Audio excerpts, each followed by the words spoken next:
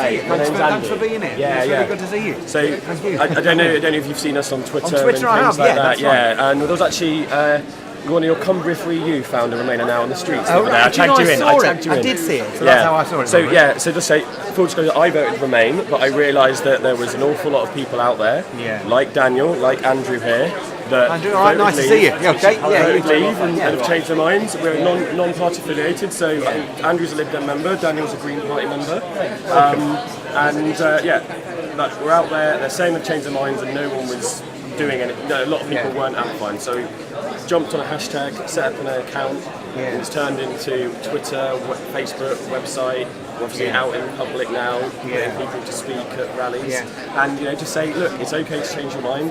Other people have. Thank you for the policy that you endorsed back in June 2016. But people have changed their minds, and we're just trying to amplify their voices. So whether it's I think it's important. Whether it's there are a whole range of arguments out there. But one of them is just that. MPs are allowed to change their mind, but the great population is.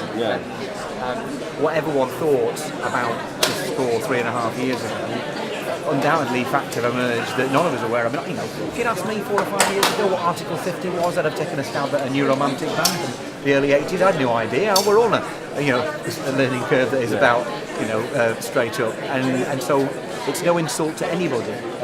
All of us were in possession of partial facts. And of course, if you had, when I voted for Brexit, I was sort of torn. I was actually wall screen. I was actually in the polling booth for about a good 15 minutes trying to figure out which way I was going to vote. In the end, I voted for Brexit.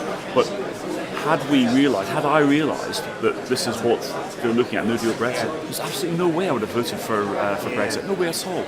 And so this has been a really useful hashtag for us to coalesce around and sort of give vent to the way we feel and the fact we have changed our minds. I think it's brave and I think it's powerful. So I'm really grateful to you. I think you could change the future of the country in a powerful way. My sense is, back in 2016, a third of people were very clear what they thought on either side, so 2/3 in total, and then a third folks in the middle who made a decision, not on a toss of a coin, but they could have gone either way. We act as though these blocks are fixed, and they're not. Like all of us, we change our mind when the evidence changes. I mean, this is what's so frustrating, isn't it? It's this sort of figure that's always touted that somehow it's the 52%. The 17.4 million, that's the figure, isn't it? 17.4 million people voted.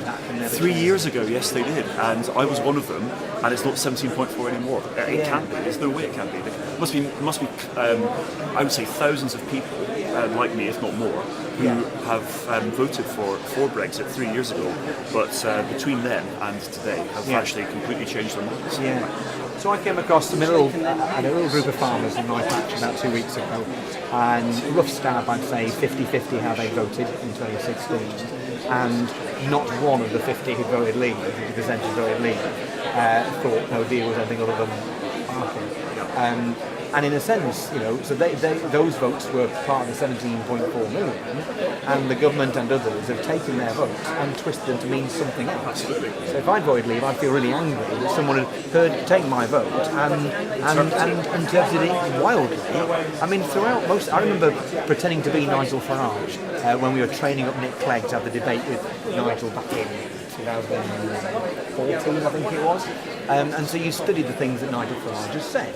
And he would regularly deploy the why can't we be like Norway and Switzerland, So effectively, let's be in the single market. So the leaving the European Union argument has gone over just a few years, very short number of years, from let's be in the single market but leave the EU to let's cut off ties with absolutely everything. And it's been an absolute reductio ad absurdum of the original argument, which I think betrays. You'll be careful about words like that because it's toxic language. But I think takes the votes of at least 80% of those Leave and interprets it in a way that they didn't mean. At the very least, it's almost for liberty, isn't it? You could say, if you've not going to use the word betrayal, they have taken a huge liberty with that interpretation. We're interpreting the will of the people, not enacting it. And there's only one way to know what the will of the people is, and that's to ask them based on what we currently know. So, anyway, you're doing really important work. I'm really grateful. Thank you very much.